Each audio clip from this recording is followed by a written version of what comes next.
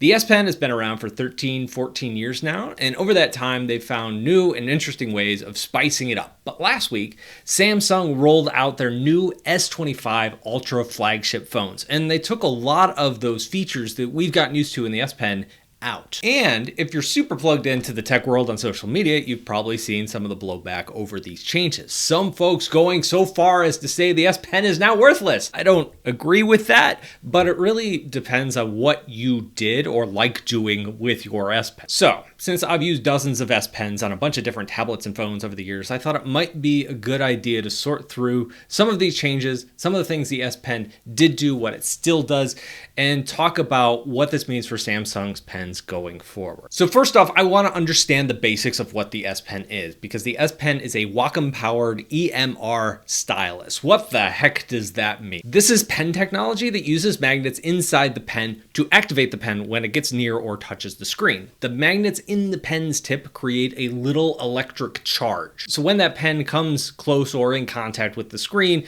it powers it up and allows the pen to transmit a small amount of data to the sensors that are located underneath the screen. Data like the pen's location on the screen, the pen pressure, even tilt and rotation on some pens. This is the bare bones basics of what every SPen in the universe does. One that's 14 years old or one that just came out last week. They all do this. This is the core technology, has not changed in ages. And someone who loves to draw on Samsung tablets, and if someone who's used many of these phones, this is what makes me love them, is this core technology. The SPen is just really great for taking notes and drawing with. Heck, the SPen is perfect if you want to learn art and take a course like my Learn to Draw in 60 Days course over on bradsartschool.com. The course is perfect for beginners, people who are looking to pick up a new hobby on their fancy new phones or tablets. Okay, sorry for the promotion. Anyway, the SPen, crazy accurate. Some other pens that you use on Android tablets might have like a several pixel offset, so you're there and you're like, hey, this is off by 3 pixels. This feels weird. The SPen does not. The pressure curve is great. Lines don't blow out anywhere along that pressure curve.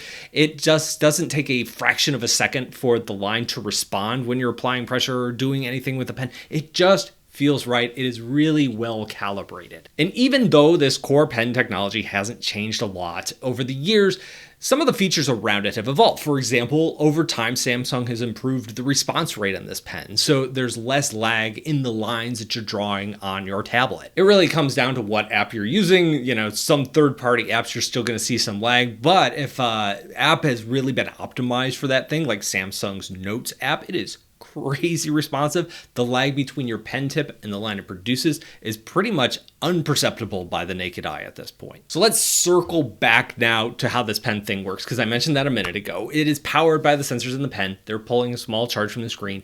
That means that this core technology does not need a battery in the pen to work. This is different than USI styluses you find on almost every other Android tablet out there, even the Apple Pencil. However, many of you watching right now are thinking, wait, I have an SPen. That has a battery. What is he talking about? A few years back, Samsung started adding features to the SPen. Those features did require a battery. Many SPens connect to devices via Bluetooth now. And in order to power that Bluetooth, you need a battery to do that. Not all S Pens have Bluetooth, like pens that come with the Samsung Galaxy Tab S6 Lite, one of those entry-level tablets people like to draw on. That has no Bluetooth because it's cut it out to cut down on the price, the cost. And now, one of those non-Bluetooth pens comes packed in with the new Galaxy S25 Ultra. And that's where the uproar is people are losing some of those features that come with those Bluetooth S Pens on this flagship phone. So what features are you giving up when you're going to one of those Bluetoothless pens? Many app makers have implemented gesture controls and remote features. It was up to app makers to implement those gestures, and so most of the apps that have are Samsung native apps. And Samsung did a pretty good job of this. Third parties, not so much. They didn't care about the smaller segment of the market, but you could control a ton of stuff this way. Like on the camera app, you could zoom in and out. You could change modes. You could take a photo from yards away. You could flip through your photo album if you wanted to do a little presentation on your phone or tablet without using your thumb or finger to block the screen while you're showing your friends. There were also basic phone controls. You could swipe to go back, you could swipe to go home, you could like squiggle in the air to bring up screen right. Now I use Galaxy tablets all the time in my work, while drawing, while testing. I love the things.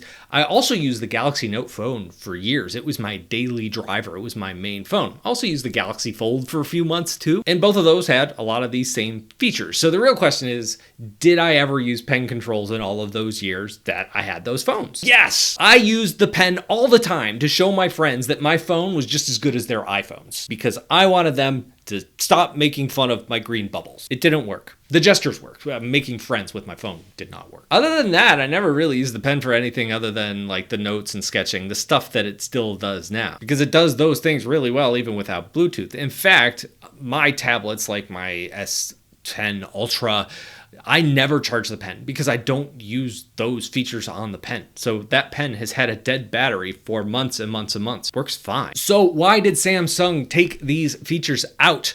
I'm not sure. My guess would be cost. My buddy Daniel over at Tech with Benefits, who covers Samsung a lot closer than I do, he said this, and I'm paraphrasing here, that Samsung doesn't make decisions like this lightly, and they base a lot of the decisions they make off of the user data. What are people using their phones for? And the data probably told them after years that people just don't use these features much. He reached out to them and asked some of them about this, and Samsung confirmed this. The usage data confirmed that it just wasn't widely used. About 0.5% of the customers who had these styluses used the Bluetooth functions in the S Pen. Now, last week, some people dug up some text on Samsung's website that they were preparing to release a Bluetooth S Pen that would work with the S25 Ultra, but it looks like that was in error. There is no charging mechanism within this new phone that would support a Bluetooth stylus. So basically, if they sold you a Bluetooth stylus, you have no way to charge your Bluetooth stylus on this phone. So if you're an artist,